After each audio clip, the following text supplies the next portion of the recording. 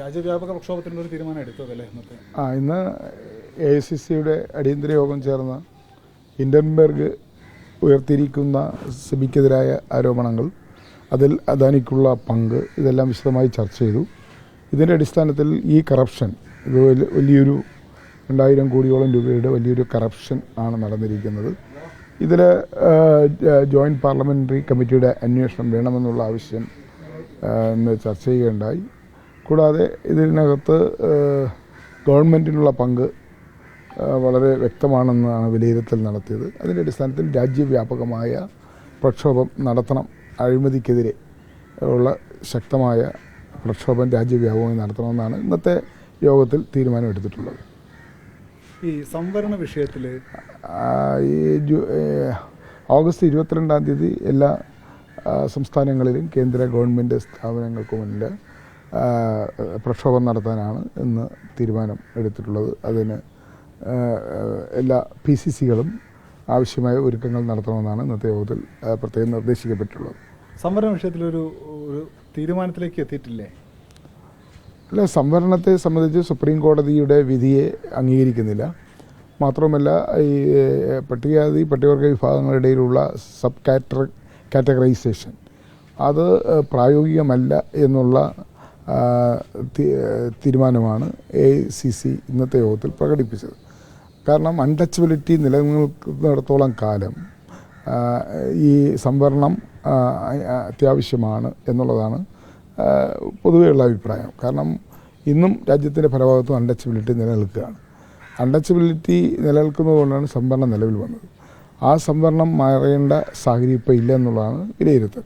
അപ്പോൾ അതുകൊണ്ട് സുപ്രീം കോടതിയുടെ വിധി മറികടക്കാൻ ആവശ്യമായ നിയമനിർമ്മാണം ഉണ്ടാകണം എന്നുള്ള അതാണ് ഇന്ത്യ രാജ്യത്തെ പട്ടികജാതി പട്ടികവർഗ സംഘടനകളെല്ലാം ആവശ്യപ്പെടുന്നത്.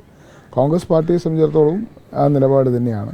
കാരണം ഇതിനകത്ത് സംവരണത്തിനകത്ത് ഉപസംവരണം കൊണ്ടുവരിക അല്ലെങ്കിൽ ക്രീമി ലെയർ കൊണ്ടുവരിക അതിനുള്ള സമയമായിട്ടില്ല എന്നുള്ളതാണ് പാർട്ടിയുടെയും വിലയിരുത്തൽ. അതാണ് ഇന്നത്തെ ചർച്ചയിലുണ്ടായത്. ക്രീമി ലെയർ ഒഴികെയുള്ള കാര്യങ്ങൾ പരിശോധിക്കാൻ ഒരു സമിതി രൂപീകരിച്ചിട്ടുണ്ട്.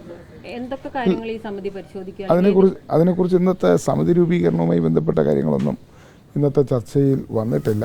അത് ലീഡർഷിപ്പ് നേതൃത്വം ഒരുപക്ഷെ അത് അങ്ങനെ ഒരു സമിതി രൂപീകരിക്കേണ്ട ആവശ്യമുണ്ടെങ്കിൽ അത് നേതൃത്വമാണ് തീരുമാനിക്കേണ്ടത്. അതിനെ സംബന്ധിച്ച് വ്യക്തമായ ഒരു തീരുമാനം ഇന്നത്തെ മീറ്റിംഗിലുണ്ടായി. വയനാട് വിഷയം ഇന്നത്തെ യോഗത്തിൽ ചർച്ച ചെയ്തിട്ടുണ്ടായിരുന്നു. വയനാട്ടിൻ്റെ കാര്യത്തിൽ ഇന്നത്തെ യോഗത്തിൽ വയനാട്ടിലുണ്ടായ സംഭവവികാസങ്ങളെ സംബന്ധിച്ച് പരാമർശമുണ്ടായി.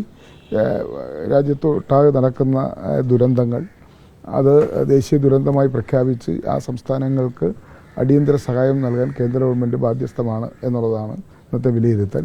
വയനാട് ഉൾപ്പെടെയുള്ള രാജ്യത്തിൻ്റെ പല ഭാഗങ്ങളിലും അടിക്കടി ഉണ്ടാകുന്ന പ്രകൃതി ദുരന്തങ്ങൾ മൂലം ആ സംസ്ഥാനങ്ങളിൽ ഉണ്ടാകുന്ന നാശനഷ്ടങ്ങൾ അത് ഗവൺമെൻറ് കേന്ദ്ര സർക്കാർ വേണ്ടത്ര ഗൗരവത്തിൽ കാണുന്നില്ല, അതിന് വേണ്ട സഹായങ്ങൾ നൽകുന്നില്ല എന്നുള്ളതാണ് പൊതുവെ ഉള്ള വിമർശനം. അതുകൊണ്ട് വയനാട് ഉൾപ്പെടെ ഉള്ള രാജ്യത്തിൻ്റെ പല ഭാഗത്തും അടുത്ത കാലത്തുണ്ടായിട്ടുള്ള ദുരന്തങ്ങളിൽ അത് ദേശീയ ദുരന്തമായി പ്രഖ്യാപിക്കണം. അങ്ങനെ പ്രഖ്യാപിച്ച് അടിയന്തര സഹായം കൊടുക്കണം എന്നുള്ളതാണ് പൊതുവെ വന്ന നിർദ്ദേശം. അത്തരം കാര്യങ്ങളെക്കുറിച്ചൊന്നും ആലോചിച്ചില്ല. പക്ഷേ പാർട്ടി അതായത് അതെല്ലാം പ്രദേശ് കോൺഗ്രസ് കമ്മിറ്റികളാണ് അതുമായി ബന്ധപ്പെട്ട തെരഞ്ഞെടുപ്പ് നടക്കാൻ പോകുന്ന സംസ്ഥാനങ്ങളിലാണ് അത്തരം കാര്യങ്ങളെക്കുറിച്ച് ചർച്ച ചെയ്യേണ്ടത്. അതിനാവശ്യമായ നിർദ്ദേശം AICC നൽകും. അവിടെ ചാർജുള്ള ജനറൽ സെക്രട്ടറി, സംഘടനാ ചുമതല ജനറൽ സെക്രട്ടറിമാരോ അല്ലെങ്കിൽ വർക്കിംഗ് കമ്മിറ്റി അംഗങ്ങളോ ഉണ്ട്.